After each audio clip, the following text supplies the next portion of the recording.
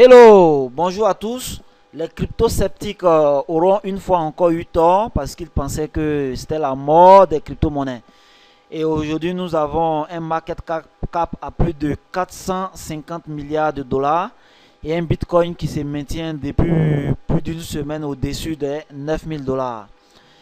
Et il y a une crypto-monnaie qui est sortie quand même du lot cette semaine qui est EOS. EOS que je vous invite à creuser parce que c'est une crypto-monnaie qui n'a encore aucun produit, mais qui a la plus forte capitalisation parmi toutes les crypto-monnaies qui lui ressemblent.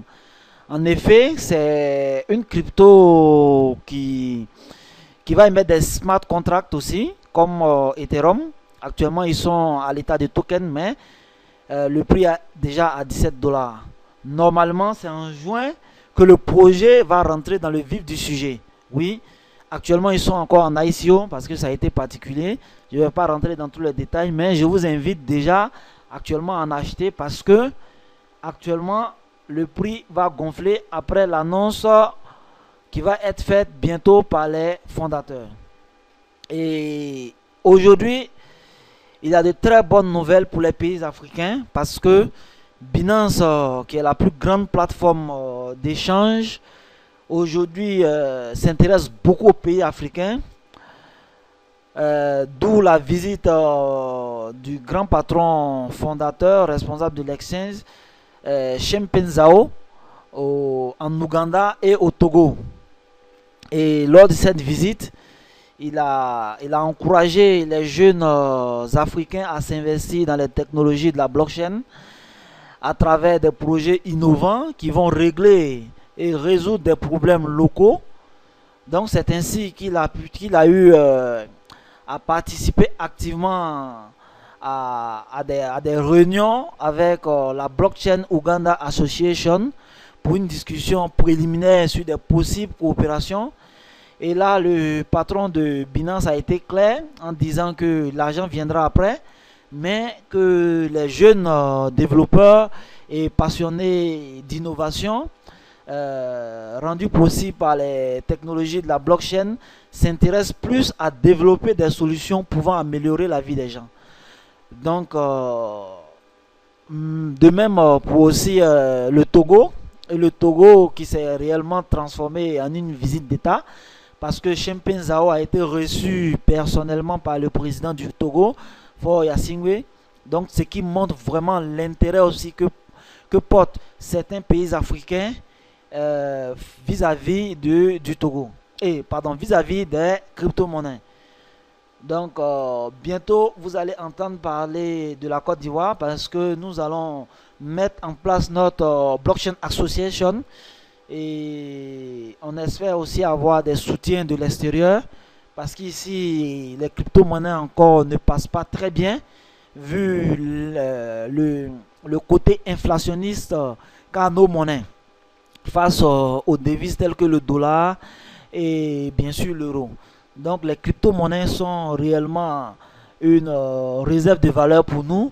Donc nous les arracher ou vraiment nous contraindre à des restrictions austères et hostiles serait difficile pour nos business ici.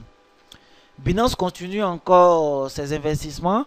Ils viennent d'investir plus de 15 millions de dollars aux Bermudes et ensuite, ils ont eu un partenariat avec Chainlit, Chainlit qui est un exchange, disons le plus gros exchange européen. Et donc, Binance veut par ce partenariat conquérir plus de marchés, voilà, plus de marchés au niveau international. Donc, je vous invite donc à lire l'article en détail dont le lien sera mis en commentaire. Et tout ça s'est fait juste après le G20. Le G20 qui a donc dit que les crypto-actifs ne posent pas de risque majeur. Et depuis lors, c'est vraiment la flambée des cours. Parce que juste avant le G20, nous avons connu des moments difficiles parce que les marchés ont commencé à s'effondrer et tout le monde criait au chaos. Et maintenant que les nouvelles sont très bonnes, Il y a le cofondateur de Reddit qui dit que Ethereum atteindra les 15 000 dollars en 2018. Si ces allégations sont fondées, je pense que c'est le moment d'en acheter. Et pour soutenir encore cette vague positive, il y a Goldman Sachs qui va lancer des contrats à terme sur le Bitcoin. Pour la petite histoire, Goldman Sachs, c'est l'un des plus gros fonds d'investissement, oui, qui au début de l'année 2017 était très opposé aux crypto-monnaies.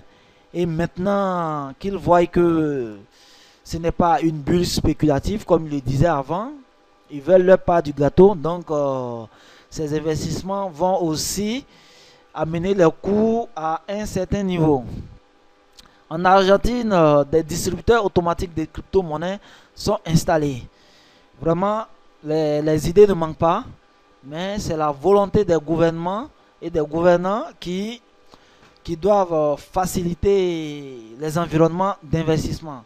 Aujourd'hui, il est possible pour nous, les développeurs, de pouvoir développer des solutions aussi accessibles à tous pour acheter des crypto-monnaies et en vendre. Mais il nous faut vraiment l'aval des gouvernants. L'accord entre les deux Corées gravé dans la blockchain. Oui, l'accord des deux Corées a été gravé dans la blockchain et cela montre encore une fois de plus l'intérêt et la fiabilité qu'a les crypto-monnaies parce que aujourd'hui il serait intéressant que des contrats tels que des annonces publiques soient gravées à jamais dans la blockchain pour ne pas que demain il y ait encore des retours sur parole. Voilà. Et un tel contrat gravé dans la blockchain ne pourra être modifié à jamais, à moins de posséder plus de 50% de la puissance de calcul du réseau blockchain. L'évaluation de Coinbase passe de 1,6 milliard de dollars à 8 milliards. Oui, ce n'est pas un rêve. Vous voyez là que la capitalisation a été multipliée par 5. Vraiment, c'est le moment de s'investir dans le business des crypto-monnaies parce que je pense que il ne sera pas étonnant de voir d'ici 2020 des capitalisations atteignant celles des plus grands groupes informatiques tels que Facebook, Microsoft ou même Apple. Ensuite, côté sécurité, il y a un malware qui cible les utilisateurs de crypto-monnaies sur Facebook Messenger.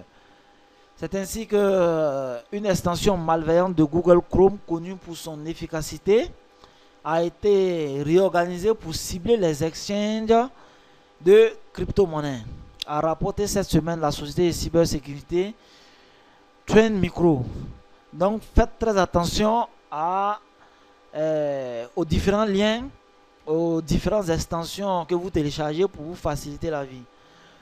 Et continuant dans cette même veine, il y a quelques mois de cela, il y a eu un hard fork de MyEtherWallet.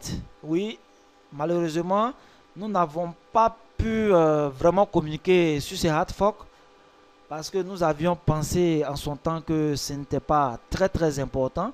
Mais aujourd'hui, après le piratage de la plateforme MyEtherWallet, oui, la plateforme MyEtherWallet a été piratée et le DNS a été redirigé, ce qui a fait perdre des centaines de milliers de dollars à des utilisateurs.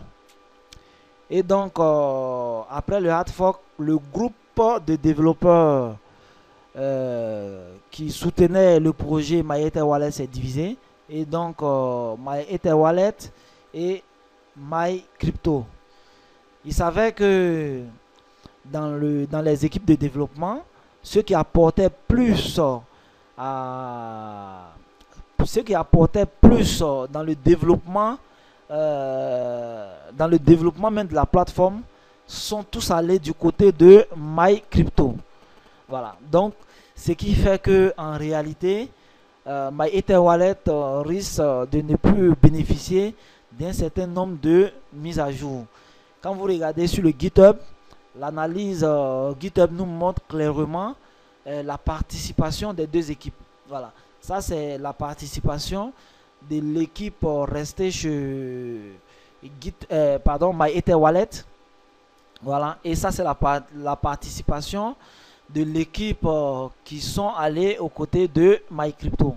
Donc, je vous invite vraiment sérieusement à laisser tomber MyEtherWallet et à vous diriger maintenant sur MyCrypto.